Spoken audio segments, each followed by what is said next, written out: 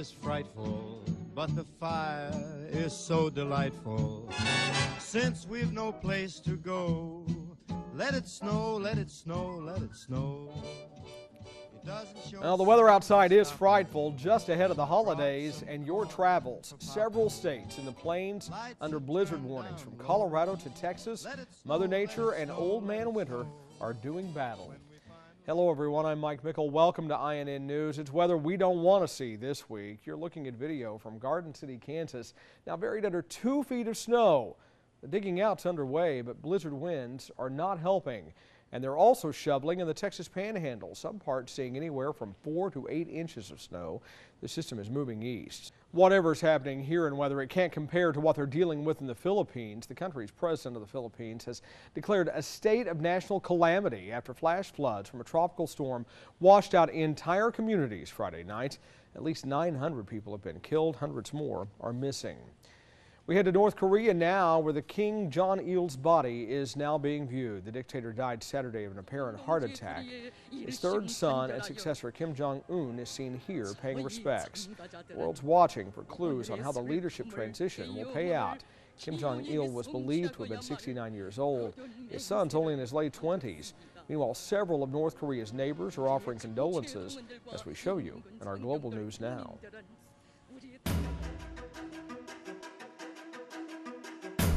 China is showing its support for North Korea dealing with the death of its former dictator. The Chinese flag was lowered in front of the Chinese embassy in North Korea's capital.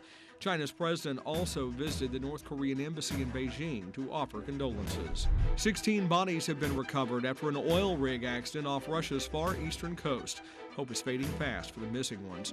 A storm capsized and sank the rig as it was being towed on Sunday. Despite the freezing temperatures, 14 people were rescued.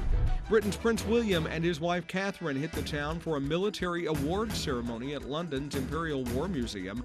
The royal couple was joined by Prince Harry and a host of other famous faces, including British Prime Minister David Cameron and sports star David Beckham. And that's your Global News Now. Today marks the first day of Hanukkah, or the Jewish Festival of Lights. Jews celebrate the holiday over 8 days by lighting candles on a menorah. It commemorates the rededication of the temple in Jerusalem after Syrians were chased out centuries ago. Tradition also has it that a candelabra miraculously burned for 8 days with only 1 day's worth of oil. We get back to business with better housing news and sad news for Saab. Here's Ryan Bass. Home builders are feeling a little jollier these days. The National Association of Home Builders reports its housing market index rose for the third month in a row, beating analysts' predictions. The index measures traffic from home buyers, sales expectations, and an assessment of current sales levels. It's the end of the road for Saab. The Swedish carmaker filed for bankruptcy and is preparing to go out of business. Back in June, Saab announced it was out of cash and couldn't pay workers. Temporary financing came through, but it was not enough to get the company back into full production mode. Today is expected to be the busiest day for mailing holiday cards. The Postal Service expects to deliver 16.5 billion pieces of holiday mail between Thanksgiving and Christmas Eve. For your Back to Business, I'm Ryan Bass.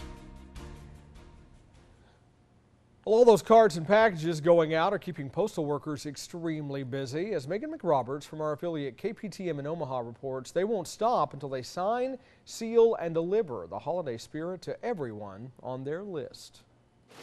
Letter by letter, package by package, the Postal Service is working hard to make sure everyone's Christmas wishes arrive on time. And it just took a while to get everything together, and now it's going off. With last-minute send-offs.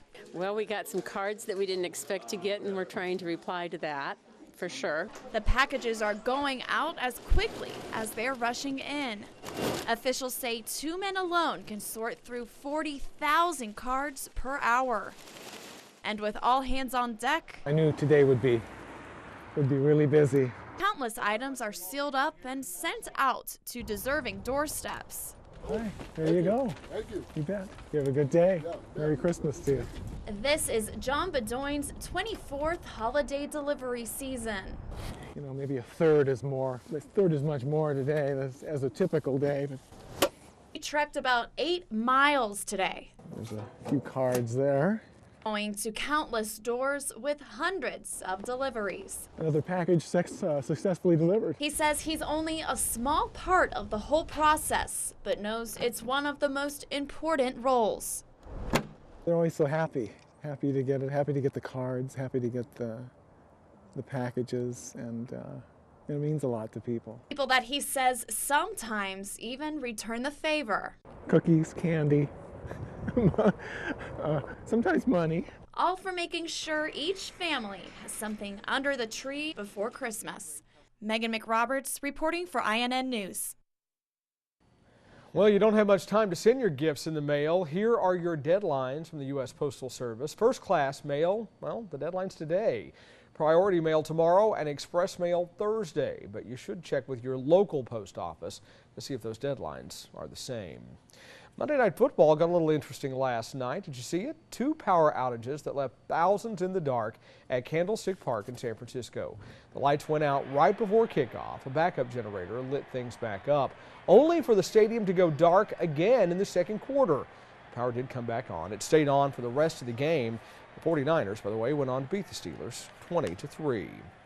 Well, later we're going to show you which baseball manager is moonlighting in the ballet. Terrible mistakes that have hurt the people I care about the most, and I'm deeply sorry. Yeah, first the bad boys of politics, the scandals that ended campaigns and careers. Next on INN. What you gonna do? What you gonna do when they come for you? When you were 8 and you had bad traits, you go to school and learn the golden rule. So why are you acting like a bloody